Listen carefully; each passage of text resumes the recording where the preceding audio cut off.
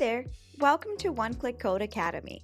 Today, I'm walking you through how to find sheathing code requirements using OneClick Code. To get started, let's create our project. On your dashboard, go to Projects and click on Create Project. Enter the address you want to work with, and once that is in, click Submit. You will now be taken to your building code details. To unlock all the information, click Unlock in one of the sections, and then Submit. Next up, choose the type of property, either residential or commercial, and then select the roof type, flat or pitched. Now that everything is unlocked, we can go ahead and take a look at our building code report.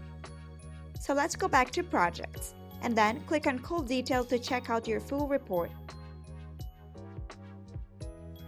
Once the report opens, you'll see a dedicated section on sheathing requirements. The report will also clearly state whether or not sheathing is required for the selected property, based on both building code and site-specific factors. It pulls in relevant parts of the International Residential Code, like fastening requirements for asphalt shingles, structural load support, and proper sheathing materials. You also see site-specific factors, like elevation and snow load, built directly into the report, giving you tailored, practical guidance instead of one-size-fits-all code language. With every report, you can easily download the PDF to email and share with adjusters and carriers.